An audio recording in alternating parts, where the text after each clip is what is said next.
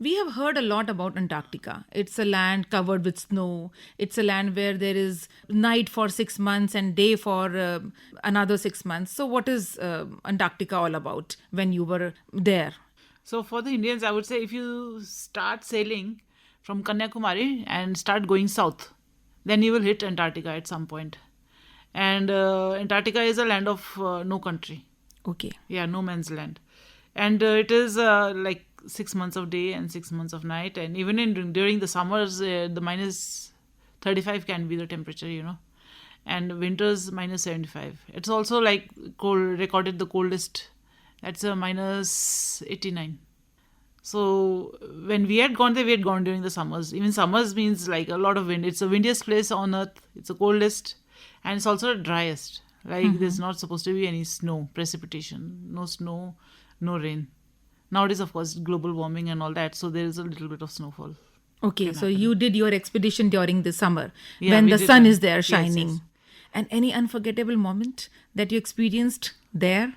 Yeah, there are so many moments, but especially like once I had got out of the tent and I was alone, and then there was, I could see like several suns outside. Oh, Those are called, sun dogs. And it was very special because it was just me and the universe and in communion with the universe, you can say. And I felt like a special presence over there. So that was a moment I really cherish. but every expedition has some hurdles, has some difficult times, some difficult moments. So, did it ever happen with you during the expedition that you felt, okay, fine, just give it up, let's go back home? So much of difficulty had come to your way that you just thought to give it up. Yeah, so this expedition has been full of difficulties. Like just being there is a challenge. The extreme cold. You can get frostbite. You can get hypothermia. You can get snow blindness and all that. And for us, it was difficult, but it was also challenging. But never at any point did we feel that, oh, now it's time to go back or it's too tough and I can't do it. None of us felt, actually, none of us girls. The second day itself, there was a storm. It's such a huge storm that our tents blew away. It broke. The poles broke. And we were literally like holding on to our belongings so that it doesn't blow away. And fortunately, we were still at the base camp. So we took shelter in the base camp with all whatever we could retrieve.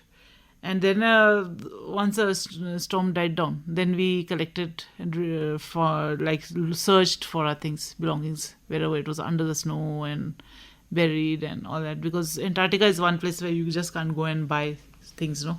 It's just so remote. And how many days it took you to complete the expedition?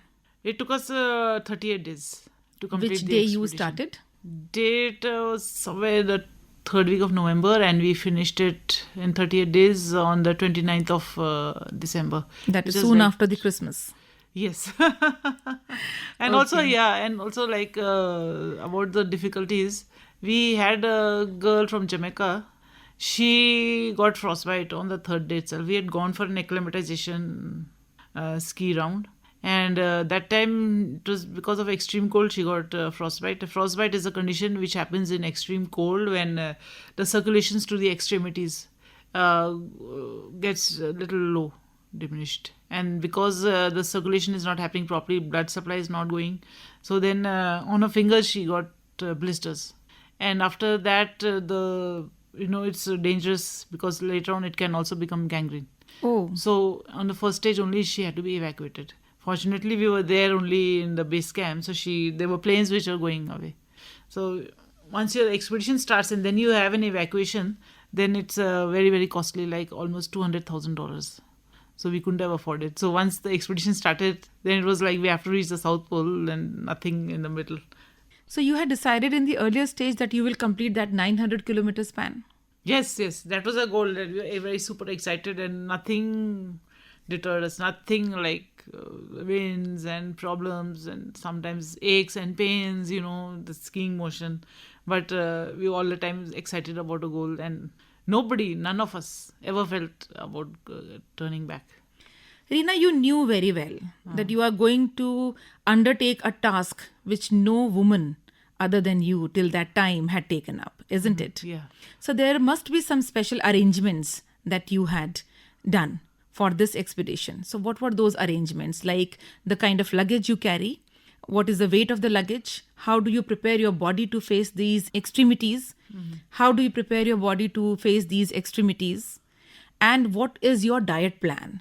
Okay, once the final selection took place in Norway, after that we all went back to our respective countries, and we did rigorous training in there. There was nobody to say, okay, go for running or do this, do that. It was just our own motivation that I have to do it. So I was doing running and join the gym, doing some weights and all kinds of strength training, stamina building up, and all these.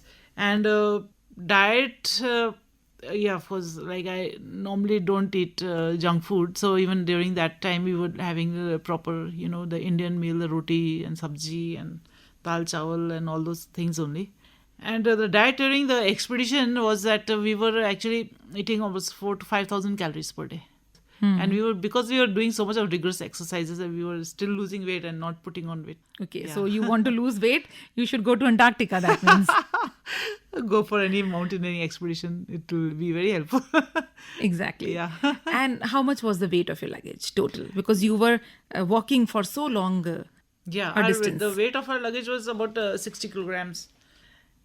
We had a stove, a fuel for the stove. Then we had a food. Food was mainly compromising of this. Okay, I'll say that again.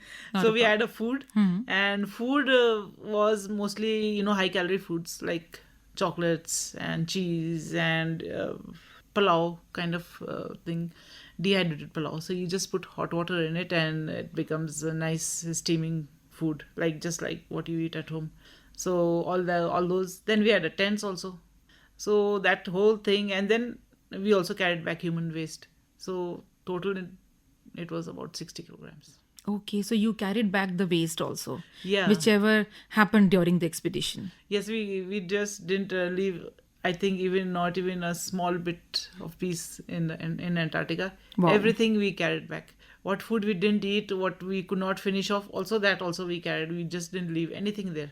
And so then we wanted to actually give a message to the world that, we're in such harsh conditions also.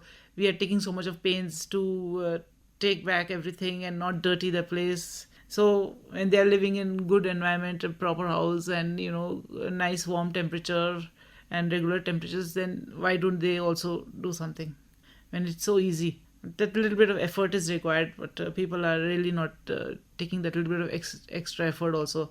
You're segregating the green waste from the plastic waste, and making sure that you don't throw out of the car wherever you're traveling. Small things which can really actually contribute to a better environment. Were you aware that you are going to face these many hardships? Yes, because it's outdoors, outdoors you will be automatically assume that there will be a lot of hardships, not only of the variety that cold environment and all, but even your own body, doing that motion of skiing, the same motion, and going through Sastrugi and in that cold. So even your body after we had lots of blisters, big blisters, and pain in the ankles, sometimes pain in the arms. So what kept you going? It was we had a good team spirit. We were enjoying each other's company, and it was so beautiful. And of course our goal was to achieve that goal, to reach the South Pole. So we just kept on pushing ourselves and pushing our limits. Did you know you were the first Indian woman to do this? I knew that, and there were a lot of hopes from my country people. Okay, so that must be keeping some passion on for this particular expedition. Yes, there was a lot of that kind of pressure was there also, but I was also enjoying what I do. So that was another motivation for me.